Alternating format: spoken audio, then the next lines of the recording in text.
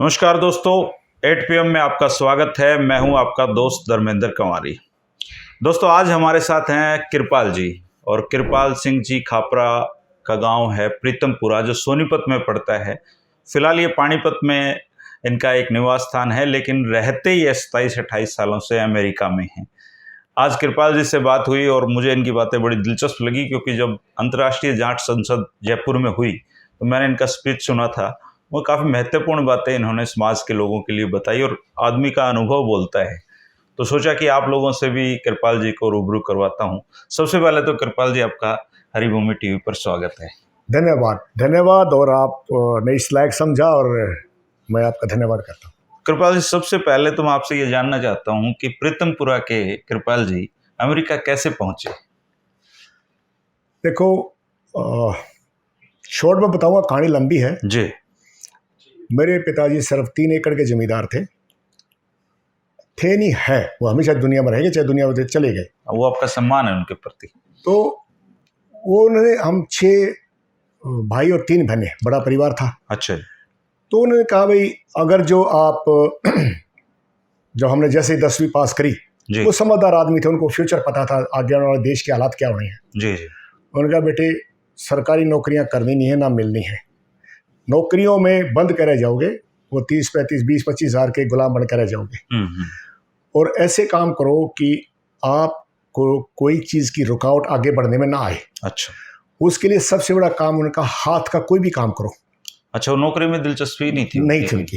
हाथ की कारीगरी करो, क्योंकि वो देख रहे थे, वो ज्ञानी आदमी थे, उनको आगे का फ्यूचर दिखाई देता था कि आने वाले टाइम में नौकरियों के दिखते आएंगी और हमें तो वैसे नहीं मिलनी, जो भी काम था। तो उन्होंने कहा, भी आप हाथ का काम सीखो। हम 6 भाइयों में से 4 ने हाथ का काम सीखा। अच्छा। जो मेरे से बड़े हैं, उन्होंने हाथ का काम सीखा। उन्होंने एक ITI की, ITI करके, और वो एक 200 रुपये महीने से उन्होंने नौकरी शुरू की। अच्छा। और उनका मकसद कुछ और था जी। उसका मकसद वो नहीं था। और उसी हाथ के काम के दम पे वो एक देश है मोजाम्बिक। अच्छा। वो ITI जो उन्होंने की, तो उनके हाथ का काम का वो 200 रुपये में दिखा नहीं देता था जी। तो उसके लिए वो मोजाम्बिक पहुंचे। अच्छा। तो मोजाम्बिक जाके उन्होंने वो हाथ का करिश्मा शुरू किया एक जर्मन कंपनी के साथ। उन्होंने 2 साल काम किया, फिर उसके बाद वापस आ गए वो। अच्छा। फिर वापस गए, और आज शॉर्ट में बताता हूँ, आज उसी मोजाम्बिक देश में 10 पास पढ़ा हुआ, ITI किया हुआ हाथ का कारीगर मेरा भाई, उसके पास 400 लोग काम करते हैं। कितनी बड़ी बात। और उस 10वीं पास की काबिलियत को देख के गवर्नमेंट ऑफ इंडिया ने उसको काउंसलर बना रखा है, और वो इंडिया गवर्नमेंट और मोजाम्बिक गवर्नमेंट के बीच कोई भी काम वो करता है। तो भाई मेरा मतलब ये कहने का कि हाथ का काम। दूसरा, मेरे को भी यही था। तो 10वीं पास की, तो वो कहने लगा, भाई मैंने कहा, भाई मैं भी हाथ का काम करूंगा। तो उन दिनों देश का इंडस्ट्रियलाइजेशन हो रहा था, बहुत सारी इंडस्ट्री लगी थी। कौन से साल की बात हो रही है? ये है 77 की। 77। मैं 17 साल का था जी। मैंने 10वीं पास कर ली थी, मैं 17 साल का था। तो उसके बाद मेरे ताऊ जी, एक थर्मल प्लांट था मध्य प्रदेश में, सतपुड़ा थर्मल पावर स्टेशन, इसको सतपुड़ा हिल्स बोलते हैं उस जगह को। तो मेरे ताऊ जी वहाँ पे आर्मी से रिटायर्ड हुए, सिक्योरिटी अफसर थे। उन्होंने कहा, भाई यहाँ पे ना प्लांट्स लग रहे, एक अमेरिकन कंपनी प्लांट लगा रही है, और यहाँ एक तरह का वेल्डिंग होता है, इसको बोलते हैं हाई प्रेशर वेल्डिंग। अच्छा। वो आज बहुत कॉमन है, उससे बहुत रेयर था। तो कुछ लोग हैं, कभी तो कोई बाहर से आते हैं, क्योंकि हमारे टेक्नीशियन यहाँ थे नहीं, हाँ कमी थी, और कुछ इंडियंस भी हैं। तो उन्होंने कहा कि उसका तरीका सीखने का ये कि आप आओ, और आपको इन लोग इस हाई प्रेशर वेल्डर की हेल्प ही करनी पड़ेगी जी। वो भी थोड़ी मैं आपको किसी को बोल लूँगा, तो अदरवाइज तो बहुत लोग करने को तैयार। तो जी मेरे को उस टाइम दिए गए 5 रुपये रोज, ये दिहाड़ी थी हमारी रोजाना की। और मुझे 48 किलो मेरा वजन था, और 150 फुट की हाइट तक उस प्लांट में काम होता था जी। तो लोगों को कई लोग इसमें आए, बहुत लोग कामयाब नहीं हुए, पर जो मेरा एम था, जो मेरा मकसद था, मैं पिताजी ने सिखा रखा था। हाँ, 8 महीने के बाद ही मैं हाई प्रेशर वेल्डर बन गया। अच्छा। और मैंने फिर धीरे धीरे काम करना शुरू किया जी। और ऐसे काम में हमारी इतनी डिमांड थी उन दिनों कि आप मानो कि मैंने सन 80 में मेरी सैलरी 14,000 रुपये थी। मेरे पास उसके टैक्स प्रूफ है, मैं टैक्स पेयर था। काफी बड़ी बात है। 14,000 80 में। और राजस्थान में एटॉमिक पावर प्रोजेक्ट लगा, वहाँ पे इधर रशियन वेल्ड करते थे, इधर जर्मन वेल्ड करता था, इधर मैं वेल्ड करता था। अच्छा। और हमारे पिताजी को बड़ा फक्र हुआ, और हमने बहुत जल्दी अपने पिताजी को काम से छुट्टी दे दी थी। अच्छा। हाँ भाई, अब आप कुछ नहीं करोगे, अपना रहोगे। तो उसके बाद क्या हुआ, मैं बढ़ता रहा, काम करता रहा, हमारी बहुत डिमांड थी। करते करते फिर मैं पानीपत में सेटल हो गया। यहाँ थर्मल लगा पानीपत का, उसमें मेरा 60% वेल्डिंग मेरे हाथ का है उस प्लांट के अंदर। अच्छा, पानीपत थर्मल में? हाँ, जो यूनिट नंबर 3, 4, 5। मैं बहुत साल पहले पानीपत नौकरी करता था, तो थर्मल के पास से होकर गुजरता था, मुझे नहीं पता था कि आपने वहाँ तो वहाँ पे फिर काम किया। फिर थोड़ा उसको काम को चेंज किया, तो पानीपत में एक हाइड्रोल इंडस्ट्री लगा ली जी। तो उसका तजर्बा कम था, कामयाबी कम मिली। अच्छा। फिर मैं पढ़ने में बहुत अच्छा नहीं था, तो कितनी पढ़ाई की आपने? सिर्फ 10वीं। सिर्फ 10? उसके बाद 1-2 डिप्लोमा किए छोटे छोटे। अच्छा। तो 10वीं पास था मैं, और वो तो काम अपने हाथ के काम में तो मैं वेल्डिंग के एक्सपर्ट थे आप? मैं हाथ के काम का जवानों को ये कहना चाहता हूँ कि जब मैंने हाथ का काम किया मैंने कभी मार नहीं खाई जी। और जब मैं आ गया दूसरे काम में, हाँ, मार खा गया। राइट, सारी कमाई जो थी उस फैक्ट्री में खत्म। जी। मैं नहीं कहता फैक्ट्री वाले खत्म होते हैं, फैक्ट्री मत लगाओ या फैक्ट्री मत करो, पर ये आपका अनुभव है और मेरा अनुभव है। तो उसके बाद क्या हुआ, वो फैक्ट्री सा डमाडोल होगी, तो हाथ की कारीगरी फिर काम आई जी। तो अमेरिका में कुछ वैकेंसीज आई, हाई प्रेशर वेल्डर्स को, वहाँ बहुत डिमांड आई, वहाँ बहुत काम होता है। अच्छा। तो हम किस्मत वाले थे जी। तो उस एक कंपनी यहाँ पे आई और हमें यहाँ से हायर करके वहाँ लेगी। अच्छा, अमेरिका से आई, हमें यहाँ हाँ, इंटरव्यू हुआ, टेस्ट हुआ, वेल टेस्ट हुआ। अच्छा। और हमें वो अमेरिका लेगी। तो यानी कि अमेरिका में उसमें आप लोगों की डिमांड थी? बहुत आदमी डिमांड है, बहुत डिमांड थी। अच्छा। तो वहाँ फिर मन लगा के काम किया, और एक बिजनेस सोच भी थी, तो मन लगा के काम किया, अपना पैसे कमाए और अपने परिवार को सपोर्ट किया, देश को सपोर्ट किया।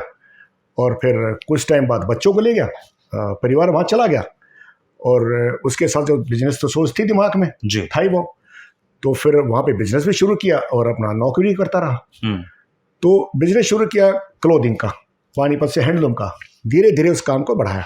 अच्छा। हाँ, बढ़ाया, लेकिन लिमिट में रखा, क्योंकि मैं एक बात मेंशन करूंगा, हमारे पिताजी ने एक बात कही थी, वो बड़े ज्ञानी मानी आदमी थे, कि भागो दौड़ो थको मत, खाओ पियो छको मत, जिद बैठो तको मत। अच्छा। ये 3 चीज आप लेकर चलते हैं, निचोड़ है जीवन, निचोड़ है। तो ये था कि भाई काम को उतना करिए कि काम का प्रेशर ज्यादा सिर पर ना हो जाए जी। और जो उसने कहा कि जहाँ बैठो तको मत का मतलब ये हुआ भी जिसके साथ बैठो, आप इस नेक नीति से वहाँ पे काम करो। तो उनके ये उद्देश्य था, सारी जिंदगी काम करता रहा, धीरे धीरे उस काम को बढ़ाया। फिर अपना अच्छा सेटअप हो गया, फिर बच्चे बड़े हो गए, तो वो बेटे का सोच अपनी है, नए जमाने का बेटा है तो भाई तू बता क्या चाहता है, तू बता, हर माँ बाप सपोर्ट कर रहे बच्चों को। हाँ जी। उसने कहा कि भाई मैं ये क्लोथिंग बिजनेस तो मेरे बस का है नहीं। अच्छा। क्योंकि थोड़ा सा रात भर जागना पड़ता है, वो टेस्ट की इंटरेस्ट की बात होती है। तो उसने कहा कि मेरे इंटरेस्ट है कि हम रेस्टोरेंट बिजनेस में जाएं। अच्छा। तो फिर उसके लिए हमने संजीव कपूर जी से बात करी, जो इंडिया के जाने माने आइकन शेफ है। हाँ, तो उनकी फ्रेंचाइज लेकर बेटे को वो जिम्मेदारी सौंपी। अच्छा, उनका रेस्टोरेंट वहाँ? हाँ, उसको सौंपी, तो वो अपना बखूबी काम कर रहा है। और वहाँ पे भी मैं अपने सामाजिक काम करता हूँ, अपने समाज के लोगों से जुड़ा रहता हूँ जितना मेरे से काम हो जाए। तो बेटे का रेस्टोरेंट काम है, आपका अपना काम? वो अपना, हमारा कुछ नहीं है, ज्वाइंट काम है। बेटा भी हमारे साथ काम कर रहा है। अच्छा। तो क्लोथिंग को मैं और मेरी वाइफ बहुत ज़्यादा अच्छे से संभालते हैं, और बेटे को भी रेस्टोरेंट में सपोर्ट करते हैं। यंग, अभी 28-29 साल का ही है। तो एक ऐसा सेटअप बन गया वहाँ पे बहुत अच्छे से कि कोई ज्यादा, मतलब अब तो आपका जिंदगी इस तरीके से हो रही है, मस्ती से चल रही है? मैंने तो जुआ गिर दिया। अच्छा। और होता ना वो जब हड़बा आते बल छोटे जिंदगी में जो कमाने की इच्छा ना जी, कुछ नहीं। और क्या करना है, कहाँ ले जाना हाय करके यार।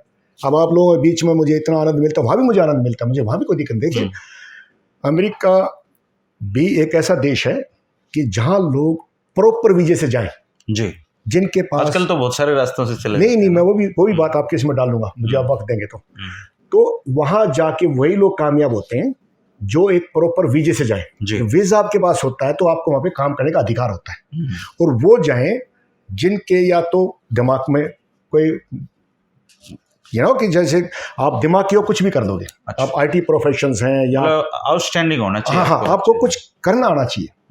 और या फिर आप इवन दो चाहे आप इलीगल भी हो और आपके पास कोई तो हाथ में हुनर, जैसे कि वहाँ इलीगल कुक जाते हैं, खाना बनाना आता है उनको, कुछ और करना था, तो वो अच्छा पैसा कमाते हैं, है वो इलीगल, काम को मिल जाता। लेकिन हमारे यहाँ एक बहुत ही, उस बारे में बहुत ही जोर शोर से मैं एक ऐसा मंच चाहता हूँ जो यहाँ के युवक को मैं समझा सकूं। अच्छा, आज हमारा हरियाणा और पंजाब का युवक कुछ भी ना करके सिर्फ अमेरिका और कनाडा जाना चाहता है। हाँ, बहुत सारे जाते हैं। और वो एक ऐसा नेटवर्क चल रहा है, उस नेटवर्क को कैसे ब्रेक किया जाए, आई डोंट नो। तो ये 40-50 लाख रुपए दे के 3 महीने बाद धक्के खा के वहां पहुंचते हैं। इनके हाथ में कोई हुनर नहीं होता, सिर्फ ये यहाँ से जाते 3 महीने बाद धक्के खा के पहुंचते हैं, महीनों बॉर्डर पे पड़े रहते हैं, ये पकड़े जाए तो जेल में जाते हैं, वापिस भी और वापिस भी भेजते हैं। फिर इनके साथ वहां पे अच्छा व्यवहार नहीं होता। देखिए लोग क्या करते हैं, अब जहां इन लड़कों ने पानी का गिलास उठा कर नहीं पीना जी, वही रेस्टोरेंट में बर्तन मांजते हैं, मांजने पड़ेंगे। यहाँ ये कार में बैठ के शीशा तार के और बाबू की गिट्टी में उठा देकर पैसे ले गए, उन्होंने 2000 का कर दे। और वहाँ ये बर्फ पड़ती में, तूफान चलते में पेट्रोल पंप पर बैठ के तेल डालते हैं। इनको कोई और काम वहाँ नहीं मिलता जी। जो वो यहाँ युवकों को, यूथ को अट्रैक्ट करते हैं, कहीं किसी की कार खड़ी देख ली, उसका फोटो खींच लिया, सेल्फी खींच ली, कोई एक गोरी लड़की देख लो, उसका फोटो खींच ली, और जो गोरी में हमारी दोस्त है, फेसबुक लगा दी। इनका वहाँ कोई फ्यूचर नहीं है अगर जो इनके पास डॉक्यूमेंट्स नहीं है। तो मतलब जाओ तो लीगली तरीके से जाओ, उस भर का देश नहीं जाओ। मैं भी गया, मैं भी सेटल हुआ, लेकिन जो ये माँ बाप का 50-40 लाख रुपया खराब करके वहां जाते हैं, 50-40 लाख रुपए अगर जो मेरे पास होते, मैं कभी अमेरिका के बारे में सोचता भी नहीं। राइट, आज अगर जो समझ से चलो, सोच से चलो, तो हमारे देश में किसी बात की कमी नहीं है जी। करने वाले को कोई कमी नहीं है, और ना करने को तो भाई बनने भी बहुत है। तो मैं यूथ को ये मैसेज देना चाहता हूँ, भाई छोड़ दो ये वहाँ इलीगल तरीके से जाना, और फिर होता क्या है, इनकी जिंदगी खराब हो जाती है, इनके कागज बनते नहीं, 8-10 साल तक इस देश में नहीं आ सकते। वहाँ भी काफी लोग एक्सप्लॉइट करते हैं, लोगों को ये पता लग जाए कि मैं बता रहा हूँ कि इनको लोग वहाँ पे पेट्रोल पंपों पे एक कमरा बना रखे इतना बड़ा, और उसमें एक आलू का कट्टा, एक प्याज का कट्टा और एक आटे का कट्टा, और साथ में एक पतीला, मैं चाय बना लो, 2 फिर सब्जी बना लो। ये इनके साथ वहाँ पे व्यवहार होता है, ये सच्चाई है। कोई जैसे ट्रकिंग है, कई लोगों का जैसे ट्रांसपोर्ट है, कुछ है, वो इनको वहाँ क्लीनर लगा लेते हैं, और इनको वो $1000-1200 देते हैं, वो भी ज़्यादा बोल रहा तो फिर ठीक नहीं, और फिर वो यहाँ आ जाते लाख बन के, और वो 40 उतारने में इनके माँ बाप का, यहाँ जिसका कर्जा लेगा वो सिर फोड़ा है, जो धरती थी वह तुम बिकवा दे। अरे माँ बैठे आस देखा भाई कल छोड़ा होगा ना, इनकी शादी हो पाती, जिसकी शादी हो रखी वो बेचारी, उनका कसूर क्या, वो 10 साल से यहाँ बैठी हैं। ये कर क्या रहे हैं इस देश में? अगर जो मैं यहाँ आया हुआ हूँ, मेरे पास इतनी सोच है, जो 40-40 लाख रुपए फूकने वाले 4 लड़के मेरे पास आ जाओ, 2 करोड़ रुपए ले आओ। हर सरकार कोई ना कोई स्कीम चलाती है आजकल इस गवर्नमेंट में। मैं कोई यहाँ कोई किसी पॉलिटिकल पार्टी या किसी गवर्नमेंट के गीत नहीं गा रहा हूँ, लेकिन जो गवर्नमेंट की जितनी स्कीमें निकलती हैं उनका फायदा, हमारे देहात के लोगों को यही नहीं पता कि इस गवर्नमेंट की स्कीम क्या चल रही है। आज गवर्नमेंट अनसिक्योर लोन तक दे रही है। 4 दोस्त मिलकर, 3 दोस्त मिलकर कोई भी कारोबार खोलो, मैं बताऊँ क्या कारोबार खोलो, मैं मदद करता हूँ, मेरे नंबर लो, सारे मुझसे बात करो, मेरे पास टाइम लगाओ, मैं 1 वे टिकट लेके आ रहा हूँ। मैं ये चाहता हूँ कि जो मेरा समाज, मेरा देश का युवक जो इतना भटक गया, इसको समझ नहीं करना क्या है, और उसको एक चीज बचाएगी इस यूथ को, हाथ का काम। अब उदाहरण के लिए मैं हाथ का काम देता हूँ कि शहरों में आज शहरीकरण हो रहा है, राइट? बिल्कुल जी, अब तो गांव भी शहरी हो गए। हाँ, शहरीकरण हो रहा है। आपको आज प्लम्बर नहीं मिलता, अच्छा तो कुछ भी नहीं मिलता, चलो प्लम्बर नहीं मिलता, अच्छा प्लम्बर नहीं मिलेगा, अच्छा पेंटर नहीं मिलेगा, अच्छा इलेक्ट्रीशियन नहीं मिलेगा, छोटे जो हाथ के हुनर है वो नहीं मिलते हैं। आपको प्लम्बर का 10 जगह फोन करना पड़ेगा, एक प्लम्बर आपको मिलेगा, बहुत शॉर्टेज है। ठीक है, आपका एसी खराब हो गया, कोई कारीगर नहीं मिलता आपको, नहीं मिलते। ओके, आपका फ्रिज खराब हो गया, कोई कारीगर नहीं मिलता, नहीं मिलते। अच्छा, टाइल लगाने वाले लोग नहीं मिलते। हाँ, तो ये मैं बताता हूँ कि अब फिर मैंने वहाँ भी एग्जाम्पल दिया था, वो तो 3 साल पुराना एग्जाम्पल था। अब कल की बात है, कल मैंने मेरा बाथरूम का फर्श खराब हो गया, मैंने वहाँ से बुलाया कारीगर, प्लम्बर, पहले तो 3-4 घंटे की वेटिंग के बाद वो आया, तो उसने कहा जी 1 2 3 4 पॉइंट हो गए, मेरे को 1200 रुपये दे दो। तो बोला भाई एक ज़्यादा पैसे हैं तो ठीक ठाक कर ले यार, क्योंकि अब तो ठीक ठाक करके भी वो 800 रुपये ले गया। फिर मैं उसके लिए 1200 भी बड़ी बात नहीं थी, बड़ी बात नहीं तो थी, लेकिन आप ये देखो जो हक की बात है वो हक की है। फिर मैंने उसको पूछा भाई बात सुन जवान, तू कितने घर कर लेता है?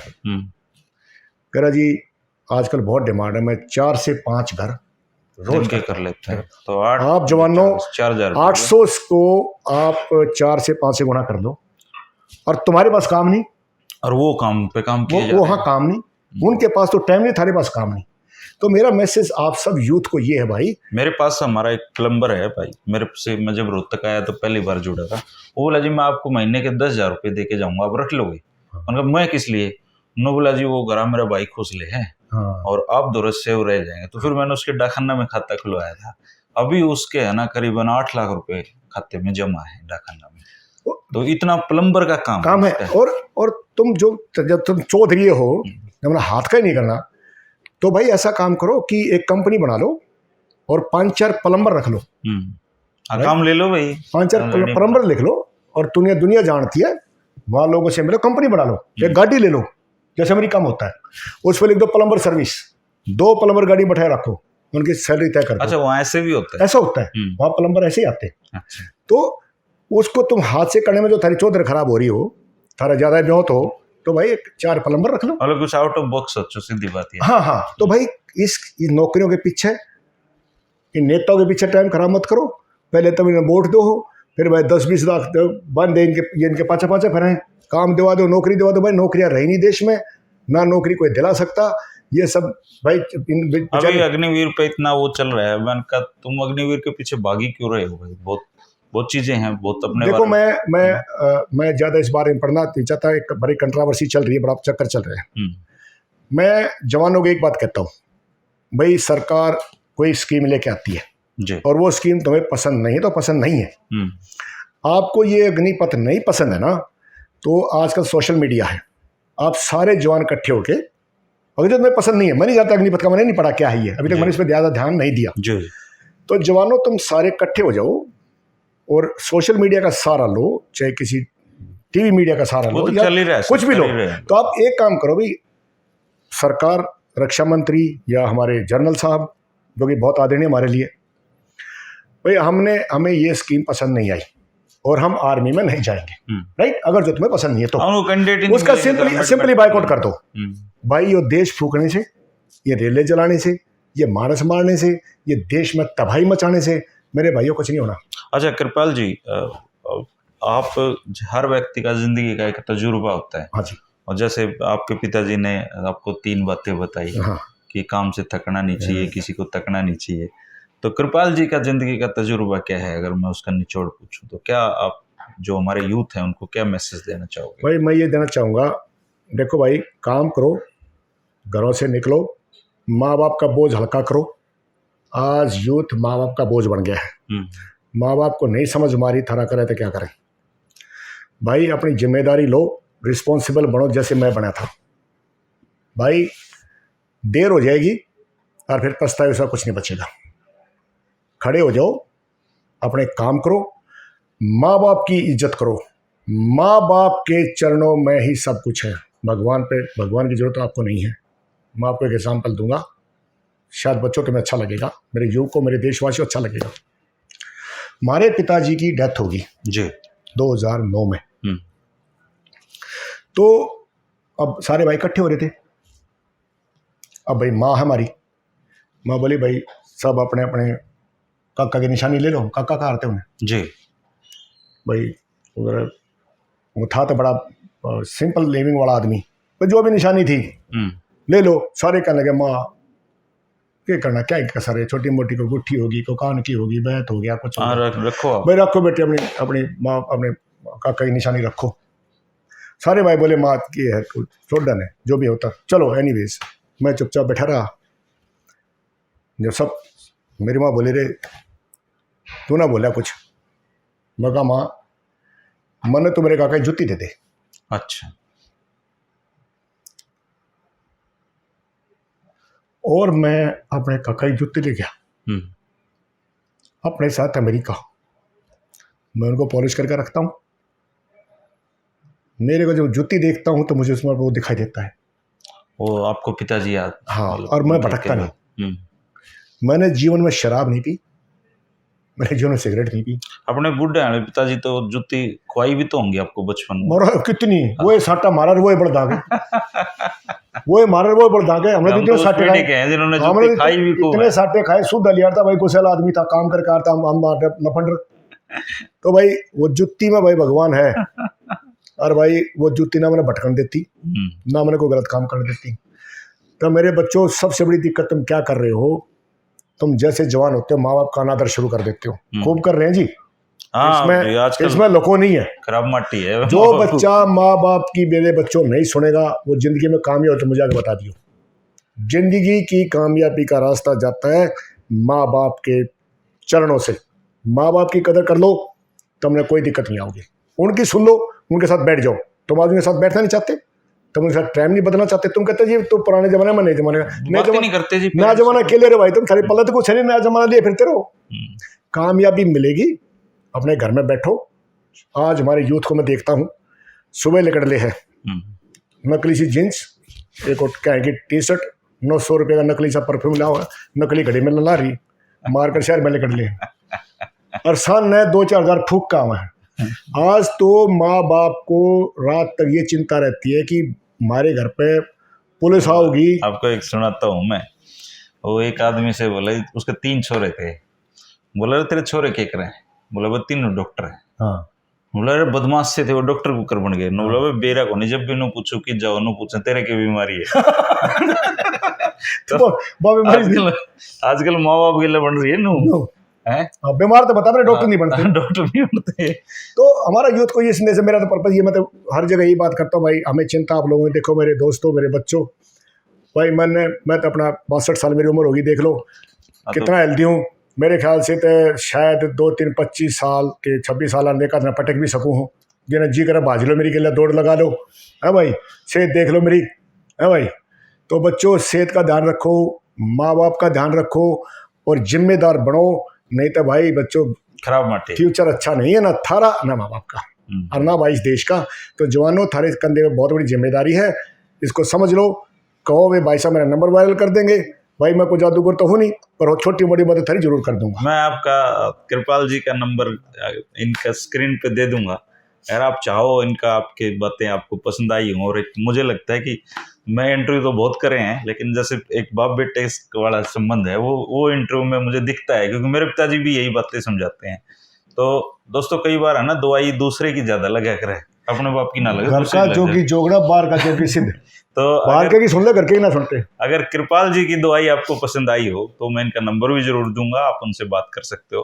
कृपाल जी, आपने जिंदगी का बड़ा निचोड़ बताया और मुझे दिल से आपकी बातें बहुत बढ़िया लगी। और धन्यवाद। आप समाज के लिए भी कुछ काम करते रहते हो, तो मैं उम्मीद करूंगा कि आप समाज को अपना कीमती टाइम और जरूर सोच ऐसे ही देते रहें। शुक्रिया आपका। धन्यवाद, बहुत बहुत धन्यवाद। धन्यवाद भाई सभी का।